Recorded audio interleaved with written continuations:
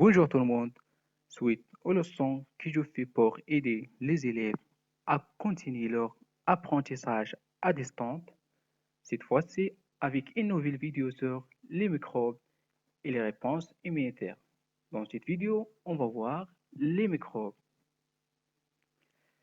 Les objectifs de cette vidéo sera savoir les principaux types des micro-organismes, ainsi comprendre les caractéristiques des micro-organismes pathogènes.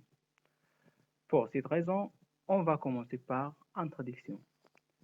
L'organisme humain se trouve en contact permanent avec un nombre impressionnant de microbes, c'est-à-dire des virus, bactéries, champignons, protozoaires, etc., vivant dans l'air, dans le sol ou sur d'autres vivants. Heureusement, les barrières naturelles constituées par la peau, les muqueuses, empêchent la grande majorité des agences infectieuses de pénétrer dans notre corps. Malgré tout, les microbes tuent chaque jour des milliers de personnes dans le monde. Alors, quels sont les types des micro-organismes? Quelles sont les caractéristiques de chaque type? Et quels sont les dangers des micro-organismes? Pour cette raison, on va commencer par les principaux types de certains micro-organismes. On va commencer par les protozoaires. Les protozoaires, ce sont des animaux unicellulaires, c'est-à-dire posséder un seul cellule. Leur taille est généralement plus grande que celle des autres micro-organismes. Certains protozoaires sont pathogènes, c'est-à-dire causer certaines maladies, euh, par exemple plasmodium, et d'autres protozoaires n'y a pas pathogènes, par exemple paramécine. Le deuxième type de micro-organismes, les champignons microscopiques. Les champignons, ce sont des êtres vivants microscopiques non chlorophylliens, c'est-à-dire besoin de matière organique. Certains champignons sont unicellulaires et d'autres, par exemple la levure, et d'autres champignons sont pluricellulaires. On a aussi troisième type, les bactéries. Les bactéries sont des êtres vivants unicellulaires. La structure, mais la structure de noyau est incomplète, euh, c'est-à-dire un fond noyau, à cause de l'absence de l'enveloppe nucléaire. Certains bactéries sont pathogènes, par exemple euh, Bacillus tétanique, et d'autres n'est pas pathogène, par exemple Bacillus lactique. Le quatrième type de micro-organismes sont les virus. Alors, les virus sont les plus petits micro-organismes et visibles, ils ne sont pas visibles qu'avec un microscope électronique. Ils sont de parasites car ils ne peuvent pas se développer que à l'intérieur des cellules vivantes, des cellules hôtes. Donc, tous les virus sont pathogènes. Par exemple, le virus de la grippe et le virus le coronavirus. Donc, le coronavirus au COVID-19 est un virus responsable à la maladie de SARS. Il se manifeste par des troubles respiratoires. La contamination se fait par la salive ou des sécrétions nasales.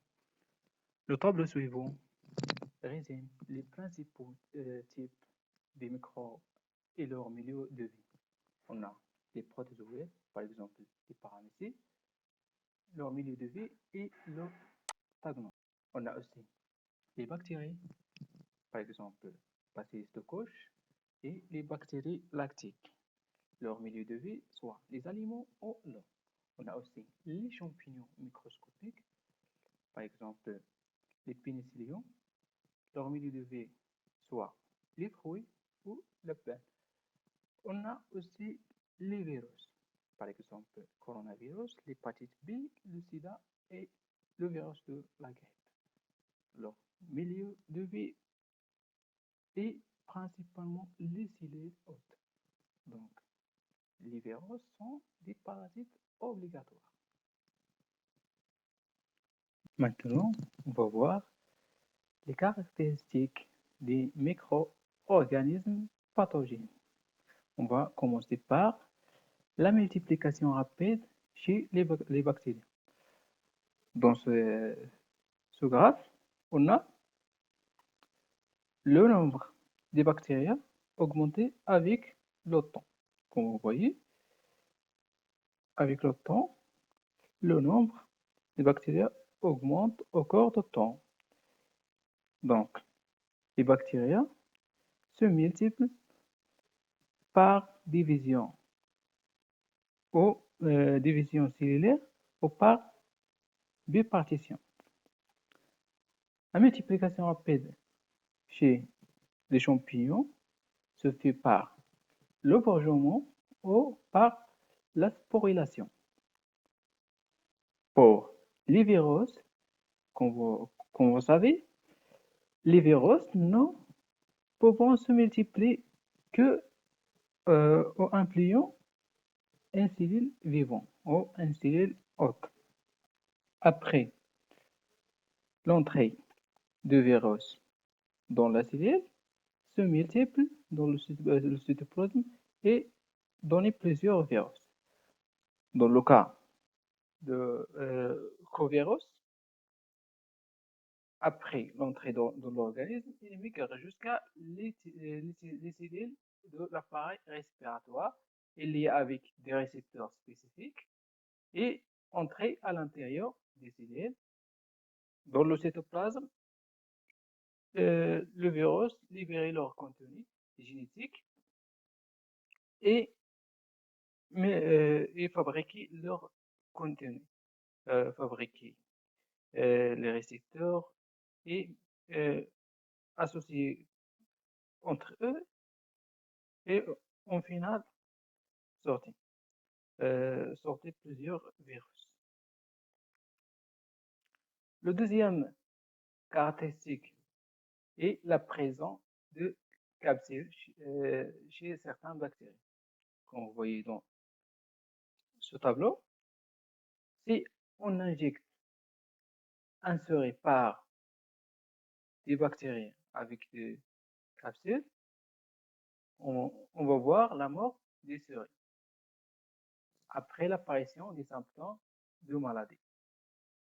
Mais si on injecte des bactéries sans capsule, on va voir la seringue reste vivante. Donc, la présence de capsules est dangereuse pour le seringue. La troisième caractéristique des micro-organismes est la présence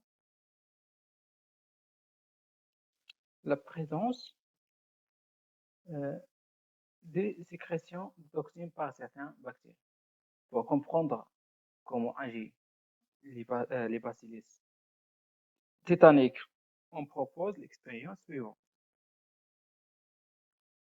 Chez plusieurs seringues, dans le premier cas, on va injecter 1 cm3 de bacillus tétanique.